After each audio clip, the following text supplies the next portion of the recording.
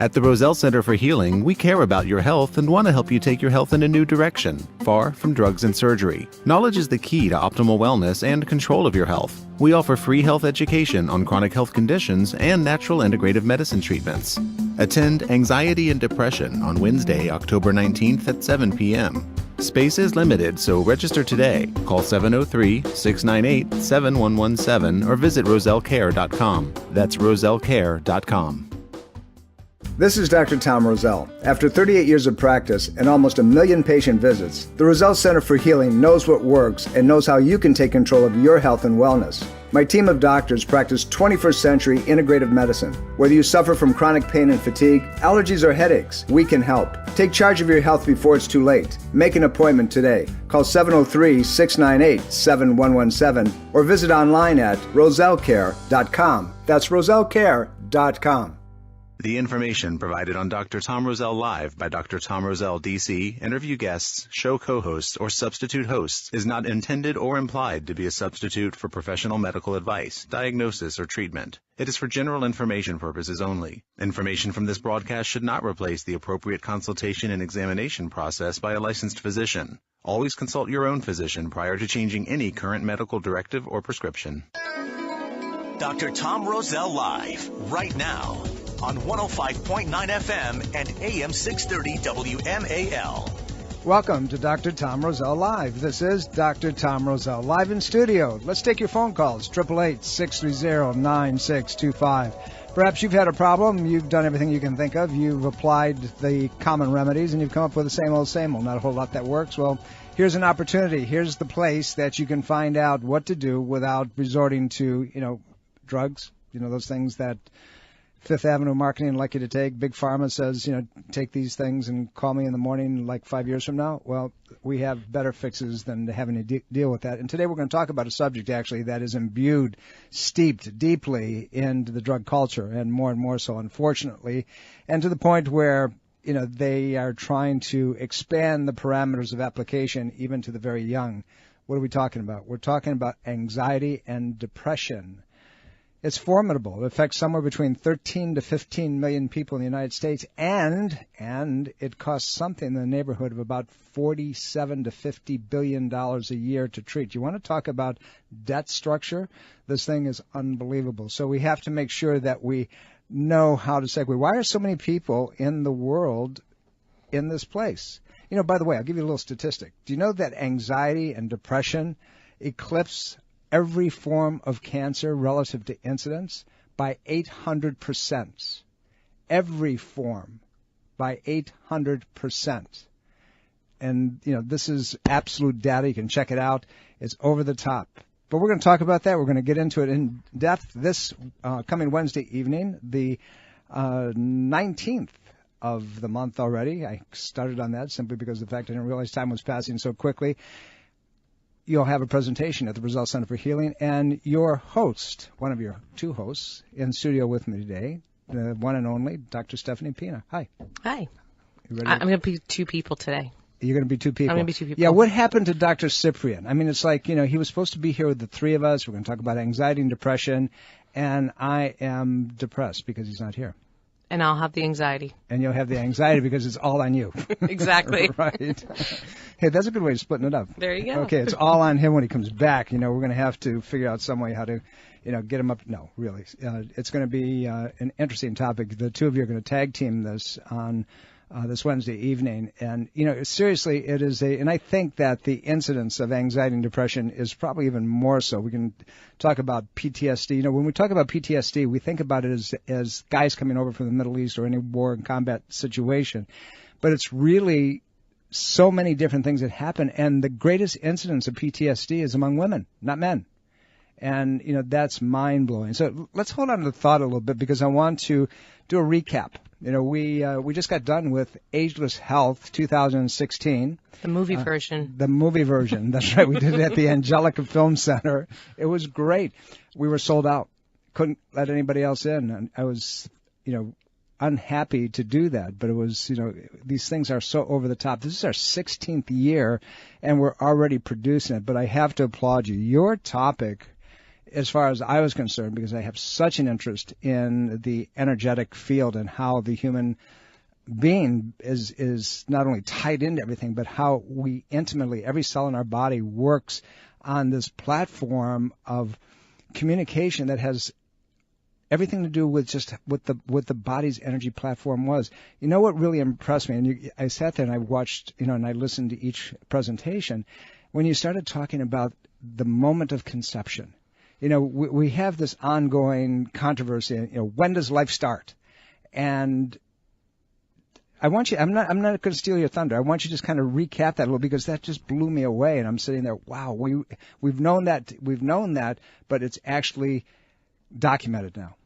Well, what's interesting when we talk about energy and energy medicine, a lot of people draw back from that as far as from, an acupuncture standpoint, the mysticism behind it.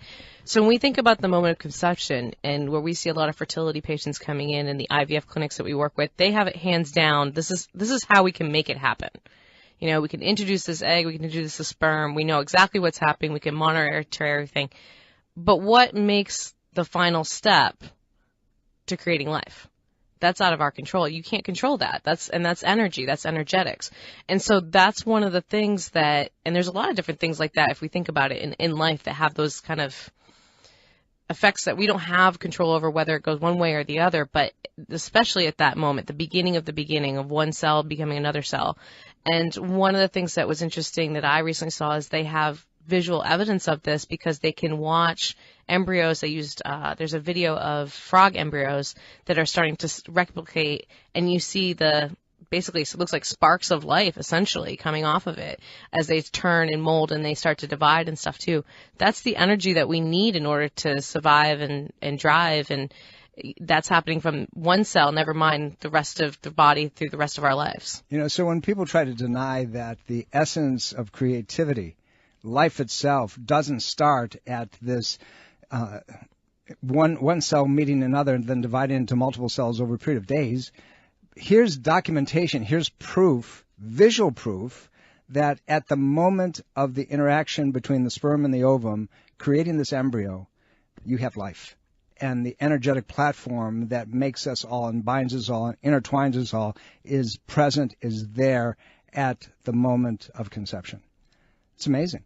So it goes well with the whole fountain of your youth Absolutely. Background, because, it starts from the beginning and goes all the way through, and then how do we combine genetic information? How do we combine environmental information like diet and everything, and exercise, and our exposures, the other topics that some of the other doctors talked about? It works well because it's got to start somewhere, and then how do we affect it through the rest of our lives? This year's program was interesting in a lot of different ways, because we weren't even going to do it this year because we're in the process of so much happening in our practice, and we're going to put it off actually to the springtime and make it, instead of 12 months, we're going to make it about 18 months. But I said, I got to do this, and we ended up in a little different venue. We were at the Angelica Film Center at Merrifield, and it's called the Mosaic, this little town development there. And it was, usually we have it at a hotel and it's all day long, and this one we did 4.5 hours. And we had about a little more than half of the people relative to capacity. We had about 115 people, and we had to freeze it at that, and there was no more. We couldn't let anybody else in, and that was that. And how you can always tell that it's a great program, nobody left. And then from the beginning to the end, we had one break, and then we had all the what did you think about evaluations at the end of it? And we were really, really impressed that people got so much. And it was the fountain of your youth. And we talked about the genetic matrix. We talked about, food's impact. Sue did a great job of showing how, what you put in your body is either going to enhance or suppress you. We talked about just because your great-grandmother Aunt Tilly had whatever, she doesn't mean that you're going to get the same thing. That, I said at the beginning that 80% of all of your genetics can be either suppressed, altered, changed, or eliminated in some way. And Sue said, no, that's not true. It's really something like about 7 to 8% is the only stuff that can't be changed. Like 93% we can alter. So when we say, I'm destined to get breast cancer, I'm destined to get whatever, ain't necessarily so. And I'm going to segue this into our conversation today on anxiety and depression because there's a lot of footprints there that are the same. Talking about that, I want to tell all of our listeners that this Thursday evening at 6 p.m., we're going to be supporting and hosting an event at Alex and Ani at the Mosaic. And it's the one at the Mosaic, just the one at the Mosaic, Alex and Ani.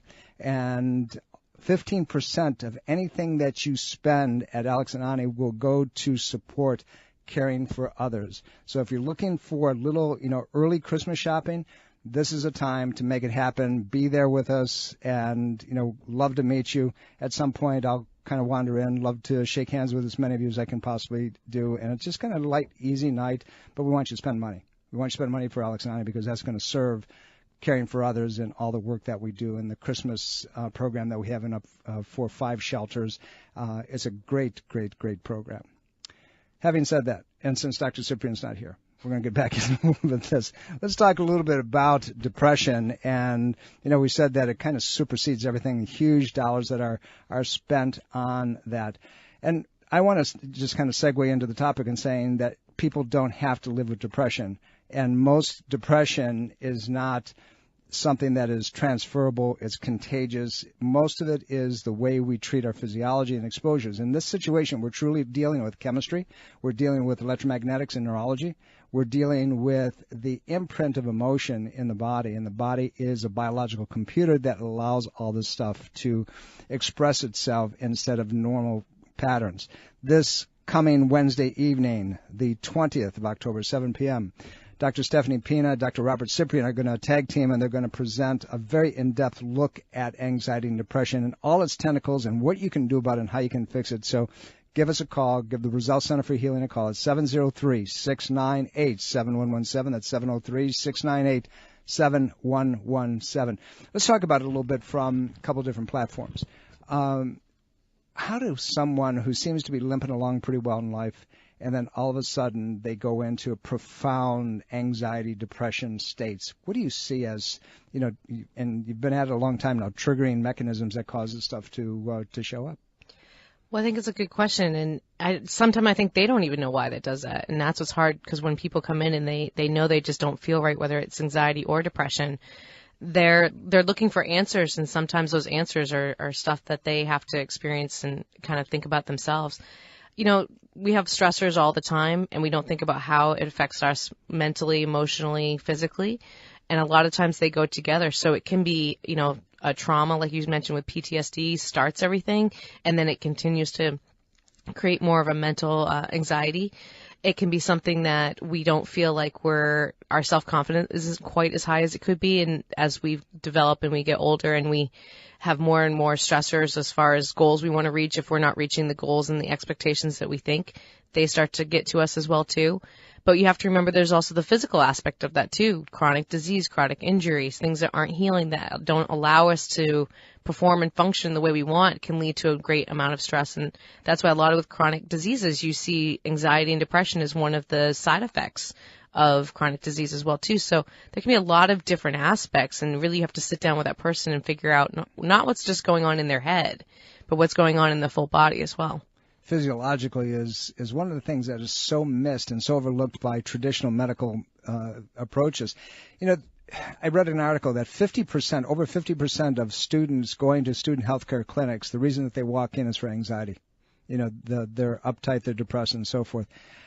I mean, I went to school forever, and maybe I'm just crazy. And I never recognized myself being anxious or depressed on any level whatsoever. But why is that true? Why do you think? Well, can you even look at that? You're a little earlier into the school process than I am. Well, I'll say I experienced the same thing too, because I think there is that, you're striving for something, and then when you get out of school, you're sitting there going, now what? My life has been classes and scheduling and studying and sometimes not having a job until you basically, you're working towards that goal, and then your goal disappears. And that can be from a student perspective or from life perspective. So that can create stress and anxiety because we don't know what to deal with that change. That adaptation isn't there. Have you ever been on campus recently and looked at all the sugar, sodas, coffee, black teas, fast food, fried foods, alcohol, gluten additives, preservatives, and junk the kids are eating, and add alcohol at heavy levels, and pizzas and subs, and and sugar's plentiful. I have a different approach on that anxiety thing, and I think that's part of it. Our society itself is going down the tubes. We're coming up to a break. Don't go away. You're listening to Dr. Tom Roselle.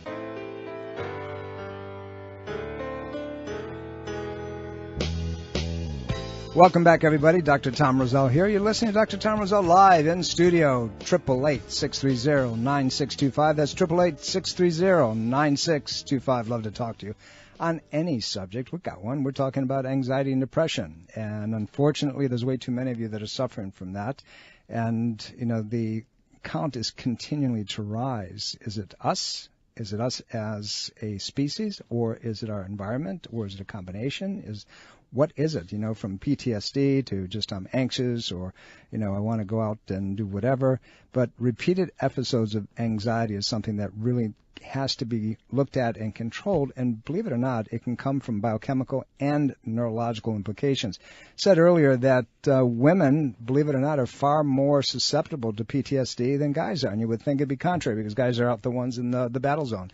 But it's women. And it comes from a lot of things, either sometimes because the perception of many things that they're growing up with, or even rape situations or potential rape situations or abuse and so forth. But it's there across the board. And then, pretty soon we have a society that is on Prozac and Paxil and Zoloft and Celexa. And, there's so many of these drugs out there that have as its own side effects, it's a paradoxical reaction, the same thing that they're trying to fix. And so many people are being put on drugs to bring down blood pressure. And the side effect is, by the way, anxiety and depression. So what are we doing to ourselves as a society? In studio, your co-host this Wednesday evening at the Roselle Center for Healing, the 19th of the month, will be Dr. Stephanie Pina and Dr.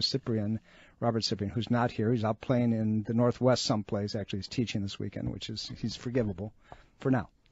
We'll see. Make sure his class was good. But seriously, Dr. Pina, again, welcome to the program. And let's talk about, this matrix of why things are happening. Why do you think it's on such a rise and so significant in our society where years ago it wasn't? Was it just not reported, or is there a shift in everything that's going on around us?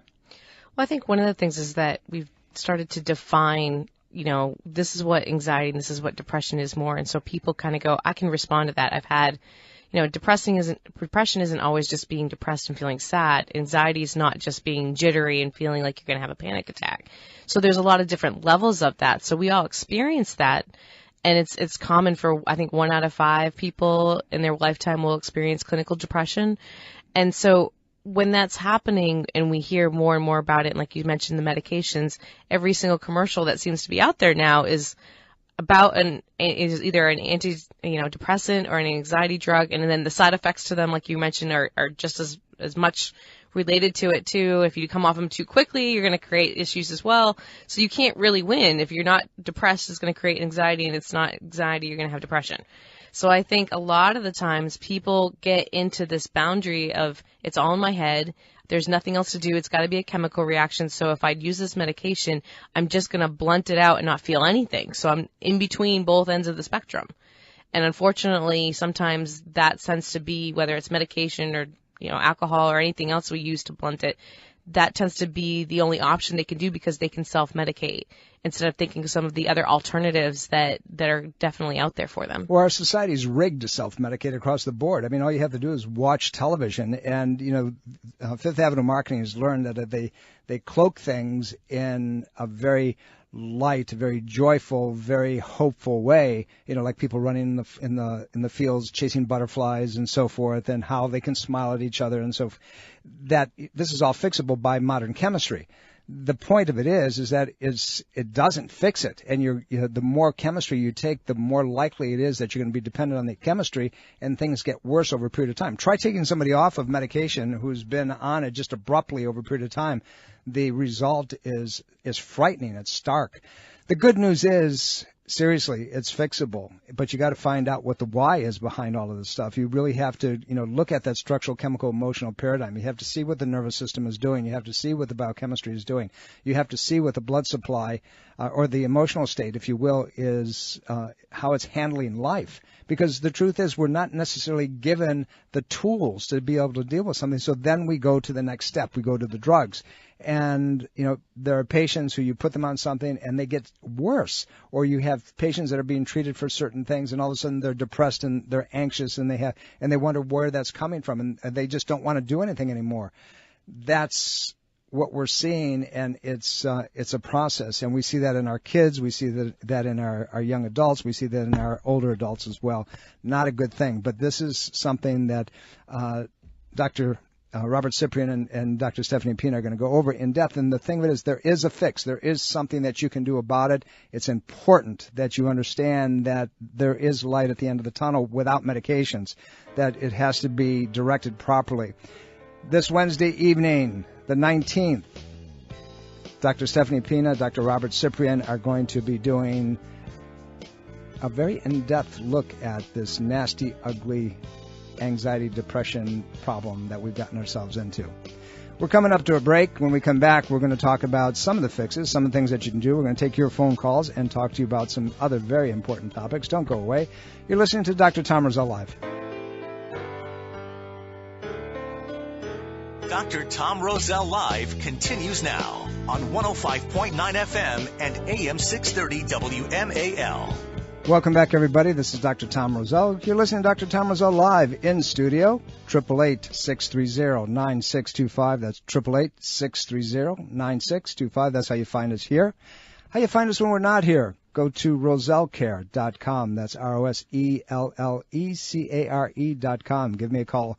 Love to talk about your problems in addition to what we're talking about on anxiety and depression, which is the topic of the program this Wednesday evening, the 19th, at the Roselle Center for Healing. Dr. Stephanie Pina, my guest in studio today, and Dr. Robert Cyprian are going to tag team that night, and they're going to talk about the different approaches and how you can really have hope that this stuff is turned around. You can make a huge difference and perhaps even look to the place where you don't take medications anymore if you really want to, turn things around.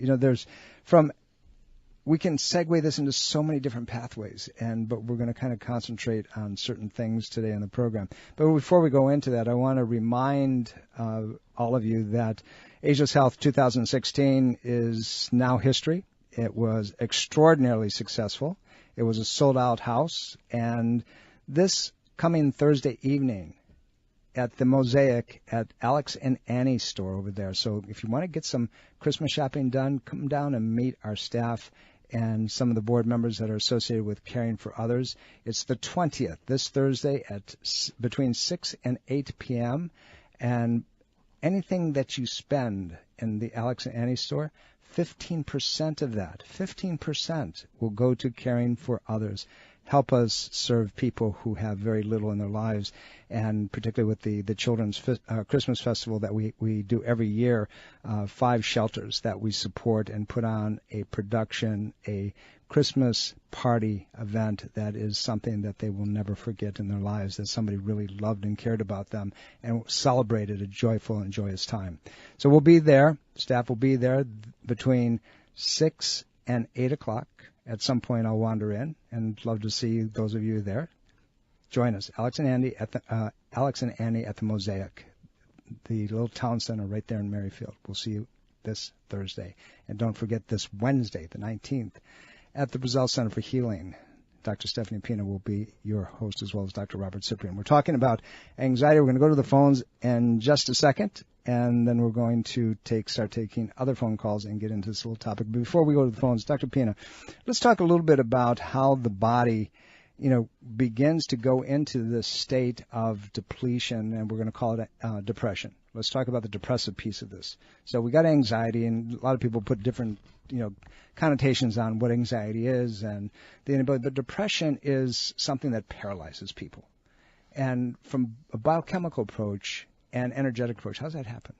Well, what's interesting is whenever you think about the emotions, especially in Chinese medicine, it's in itself an own factor of disease and illness.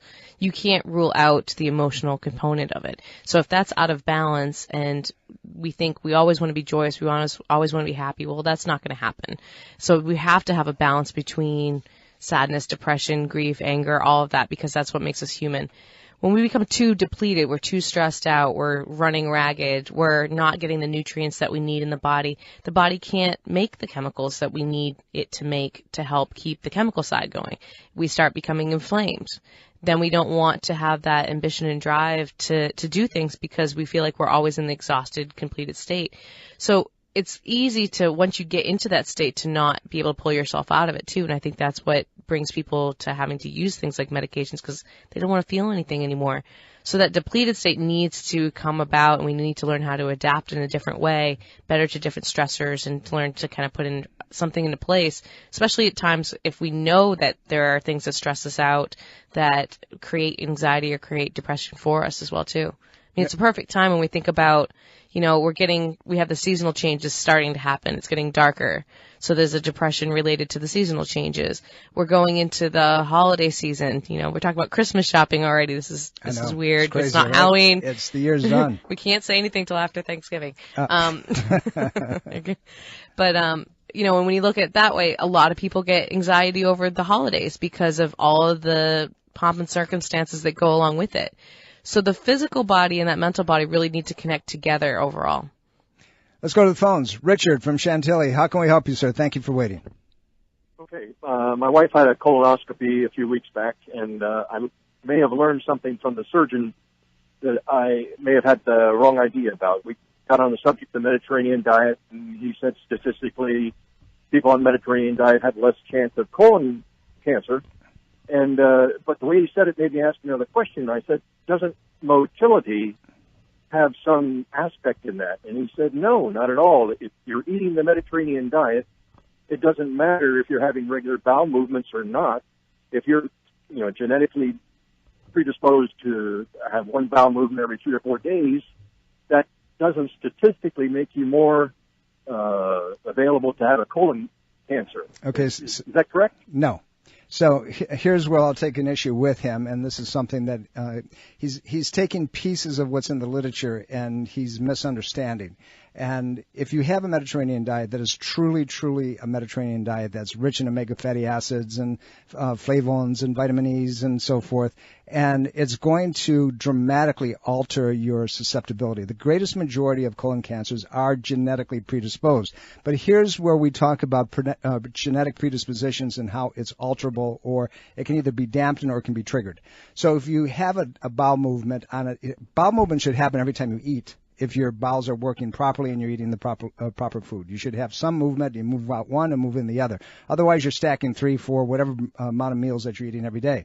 So now if you have this food that is sitting in the gut, you're rotting it, and it's putting out chemistries that are going to cause dramatic change and shifting and irritation into the colon. Now, is it going to take a little bit more of a irritation for somebody who is not genetically predisposed? Yes, but even still, at the end of the day, if you don't move that fecal matter out, if you don't move that toxin out of your system, it's going to alter that genetic map and cause it to begin to break down. Cancer anywhere in the body is nothing more than cells that are no longer running the right replication process. They go crazy and they start eating up their surroundings by expanding and causing them to duplicate aberrantly. So the Mediterranean diet is going to dramatically help, but you still have to have normal bowel movements. You still have to have enough water to move the waste out. You still have to make sure that physiologically things are working. So he's right in the extent that if you eat a good Mediterranean diet, but a real Mediterranean diet, that you're going to have less chance of triggering that cancer to show up. But he's wrong in saying that if you don't have a bowel movement, and it's okay to go 2 days, 3 days, whatever, and if that's what you do, that's what you do. That's not normal. Your body shouldn't react that way. There's something that's aberrant, and you're going to trigger an underlying process or create one, change a normal cell into something that it shouldn't be. Does that make sense to you? Well, that's what you just said is what I've always understood, that the bowel movement part of the whole thing was part of the whole thing. It is. But he seemed to indicate that the diet, that this idea of food rotting in your intestine, I'm sure he would not go along with that. No, I mean he may be well-meaning, but he's wrong. And that's a conversation I would have with him face to face, and give him absolute statistics where he's wrong. Got to take a break? No, we don't. We're still good. I was looking at the clock in skewed form, but nevertheless, Dr. Pina, I'm still here. That's okay. Sometimes I get a little confused, and then my anxiety level goes up, and then when I'm proved to be wrong, then I go into a state of depression, and you know how it works, right? Well, you got to keep cycling. Just keep it moving through. Okay, that's right. Let's talk about these triggering patterns and what happens, and the why behind it. How does the chemistry and the energetics work along these pathways causing this? One thing I want to talk to you about later on is in acupuncture. There's some amazing points called the Shenmen points in the body that are used specifically in cases like this, and we'll talk about that later. But for right now, let's dig into this a little bit. You're up. Oh, am I? I was looking around with the Shenmen points. Well, there are points. I saw your eyes. I saw where you went. There are specific points in acupuncture that are used. And what's amazing is a lot of those points have been used for a long time. In fact, there's a thing called the NADA protocol that they've used for not only addiction treatment, and these points are in the ears actually, but they actually kind of help with the chemistry of the body to help out with withdrawal symptoms. And they're really effective, I see, for treating it in anxiety and depression and kind of taking the edge off. So, because a lot of people, if they don't have that trigger, something they can go, especially with anxiety. Okay, I'm going into that meeting. I'm going to present. I'm going to have to deal with a situation that I don't want to deal with. That starts to bring up stuff. And unfortunately, once the brain starts kicking in, then the physiological body has to kick in too, because it feels like we're now going into that fight-flight reaction. And a lot of times what you'll see, and I can think of a patient offhand, as soon as that would start to kick in, their glucose starts to get moosed up. Basically, they think they're running from the tiger, and next thing you know, they're going into a hypoglycemic state, which makes everything worse too. So there's a lot of different processes going on. And in Chinese medicine, the heart, we think about the blood flow, the circulation, is one organ system that has to affect joy, our happiness. But the liver, on the other hand, I think is a little bit more important, and we treat a lot of liver points for anxiety and depression because it's like the biochemical and emotional detoxifier of the body. Whatever we bring in, we have to figure out, well, what does this mean to me? How do I respond back and react? And that's what the point of the liver is. We think of it just breaking down drugs and medication, and that certainly doesn't help our emotional aspects of it too. So a lot of different aspects of this to take into consideration and create that individualized treatment for every patient that comes in. Our society today, we are very much a group of people now that are craving carbohydrates and sugars and so forth. Years ago, there was a book that was written called Sugar Blues. It came out in the late 60s. And I've talked about it several times on the program, probably many times on the program over the years. And it's basically a treatise that tells you what happens when blood sugars yo-yo. They go up and down, and the highs and lows, almost a manic type of state. And in those drops, when blood sugar crashes, profound depression can occur. And unfortunately, because of the way that we deal with ourselves, we don't eat properly. Going back into the Mediterranean diet, people who eat truly a real Mediterranean diet with, the high levels of omega fatty acids and so forth, and stay away from the trans fats and things of that nature. We need oils. We need lots of oils for our brain to work. That they don't, as a rule, they don't go into depressive states like other people do. So dietary patterns are critical in eating well, keeping blood sugars balanced. From a more Western point of view with the liver restores glycogen, and the glycogen has to be released to produce and convert into glucose, and glucose then is transported into the tissue. And if we don't have that liver working the way it's supposed to, then the body's going to crave sugars. And then what we do is we have more of a rebound effect as well. It goes up and then it crashes again. And then we perpetuate that. And then when we feel lousy, we go out and get a cup of coffee. We get something with caffeine in it to kind of trigger that reaction. It's supposed to release and transport blood sugar levels, but it's actually catch-22 because we become more dependent on it over a period of time. We get ourselves into this fix that, we are creating the problem. Here's, my brain, here's where it goes, and I don't know what your position is on this. We live in a society that today compared to when I grew up, that we have more foods that are modified, hybridized, GMOs. They have them processed. Everything is based on sugars. and carbohydrates. We eat things that we would rather have our animals eat so they can fatten up and go to slaughterhouse, and weigh more so we get more money for them. But that's not the way we're supposed to be treated. And we have this whole reaction that takes place that is almost a self-perpetuating craving type of thing, worse, if not at least equal to using drugs. And we are where we're at. What's your thoughts on it? I agree. And I also think, the current things that we do as far as our normal daily activities, like we're now getting up earlier to go to work. We're staying up later. We're not using these regular cycles where we need to feed ourselves on a regular basis. We're working through lunch. We're not exercising. We're not getting up and moving blood flow. All those things, exercise, proper nutrition, sunlight, all these things are basic things that we can put into our normal routine that we've blocked out because we're inside and trying to work through another schedule that have been shown to some aspect to affect anxiety and depression. But we don't do it because we got to keep going through. So that running the rat race is not certainly setting us up correctly environmental wise for treating some of these things as well. It's always been said, if you move, you can't be depressed. Dr. Lamp and Dr. Miller at Ageless Health talked about the physicality of the body. Exercise is something that we should never, ever neglect. Many of the old nutritionists have said for years that if you're going to cheat on something, occasionally cheat on your diet, but never cheat on exercise. And it's because it produces all the neurochemistry, the endorphins and so forth that we need to stabilize our moods.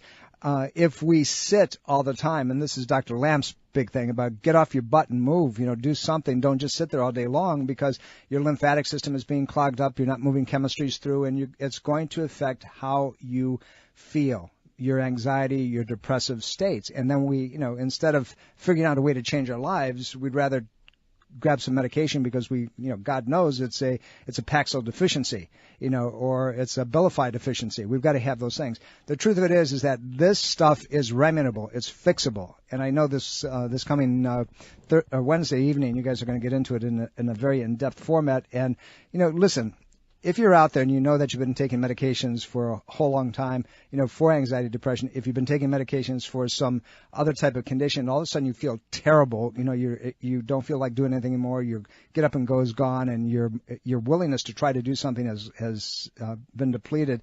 This is a program that you really don't want to miss because you're going to be given tools to change that. I promise you. If you come in and just listen, you're going to make a huge difference. So show up, give the office a call. Call the Roselle Center for Healing at 703-698-7117. That's 703-698-7117. And tell them that you'd like to attend this Wednesday evening's presentation given by Dr. Stephanie Pina and Dr. Robert Cyprian. We're coming up to a break. Don't go away. 105.9 FM and AM 630 WMAL. Welcome back, everybody. Dr. Tom Roselle here. You're listening to Dr. Tom Roselle live, definitely in studio. 888-630-9625. That's where you find us every Sunday, right here and present, bringing you the most intimate and controversial and updated information on natural therapeutics. Talk about anything that you want to talk about anytime. All you need to do is give us a call here at the studio. If you need to talk to us when we're not here, go to the office. Go to rosellecare.com, ROSELLECARE.com. And also you can call 703-698-7117. That's 703-698-7117. That's the same number you're going to call to register for Dr. Stephanie Pina and Dr. Robert Cyprian's presentation on anxiety and depression this week. If you want to learn how to perhaps look at it differently and get off some of the medications that you're on, this is where you should go. Before we get a little further, I'm going to take a quick call. Unfortunately, I'm going to leave a couple of you up there. But, Sil, how can I help you? Yes, this is about flu shots. I'm fairly new at it, so I don't know anything about it. My neighbor said you know everything about it. Well, we'll try anyway. Go ahead. I want to know, do you take it? Which one do you take? Do you not take it? What can you do instead? Okay. I'm really frightened of the flu. Okay, so the thing of it is the flu, if your immune system isn't working the way it's supposed to, is one of those situations where you're going to get really sick no matter what the bug is, whether it's a virus or a bacteria or a fungus that you're exposed to or allergy reactions. Even Pasteur, who was the father of using antibiotics for a specific bug at his deathbed, said it's not the bug, it's the terrain. It's the environment that has to be dealt with. So if your environment is depleted, then it doesn't make any difference what you're going to do. You're going to get sick. Many people get the flu simply from the flu shot. And, it's Fifth Avenue's out there constantly saying it's flu season, go get inoculated. But here, let me tell you something. The bug that's out there that gives you the flu this time of the year is out there year-round. It's always there. And it's a matter of the weather changing, the sun's not out, so your vitamin D level's not high, you're eating way too much crap this time of the year, Halloween, Thanksgiving, Christmas, all the holiday celebrations. So you decrease your body's immune reaction and you become much more susceptible. The Centers for Disease Control analyzed all of this, and they did a whole study between 2005 and 2015 on the influenza vaccine. And what they came up with was that the flu shot, now this is their data, that's not me telling you, is less than 50% effective. Less than 50% effective, okay? So in those seasons, the flu vaccine, going back in the beginning, was 10% effective. Let me put it another way. 90% of the time it failed. So if you go out and get a vaccine, if you don't hit the inoculum the right way and match it up to the viron that's out there, and they use last year's bug to build their stuff with, because they're building this last spring and so forth and get it into the marketplace. 2014, 2015, the vaccine flopped, okay? It was out there. They said 18% effectiveness rate and 15% among children 2 to 8. So what are they trying to do? They're getting older people and younger people to try to do this. So it was found to lower the risk of flu in seniors by less than 24%.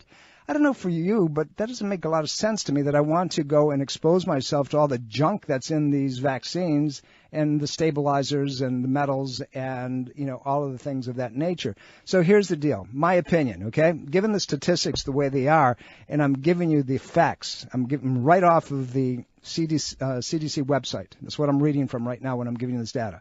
For my money, lots of vitamin C, zinc, echinacea, things even like ashwagandha, things that will allow your body, but get rid of the junk in the diet, get rid of the sugars. My mantra, sugar, sodas, coffee, black teas, fast food, fried foods, alcohol, gluten, additives, preservatives, all the junk, get it out. Increase your levels of green stuff and lean meats, tons of really good oils like olive oil and coconut oil and things of that nature. And get some sleep and, watch your exercise level. Get some exercise. Because if you do these things, your chances of getting sick, and if you do get sick, will be much more modulated. There's lots that you can do naturally. But as far as the flu shot's concerned, in my opinion, go the other way because they're making tons and tons of money on you. So thank you for your call. What do you think, Doc? Yeah, you talk about everything. One of the things I would say, too, is if you're already feeling sick, it's probably not the time to go get the flu shot. So if you're going to do it, make sure you're feeling healthier to begin with, and then you're not doubling on to the effects. But, yeah, do the research. Think about what's on there. Like I said, CDC's got it on their website. So you got 30 seconds. Tell me about the class this week. So we're going to talk about anxiety and depression. Dr. Cipri and I are going to go back and forth, and we're going to talk about it from the energetic, the physiological, the biochemical pathways, go into some of the natural treatments that you can use and things you can also apply yourself at home. And we'll be there to help and support you and answer your questions. This is an opportunity. Check the medications. Go into drugs.com, put it in there, check it out, see what the side effects are. And you're going to see the side effects of many of the medications you're taking, even if they're not for flu or for anxiety and depression, have as an effect anxiety and depression. Not something that's good. Call the Roselle Center for Healing and be there. We're here every Sunday, same time, same place on your dial. You do the math regardless of where you're listening. We do it because we love you. See you next week. Bye.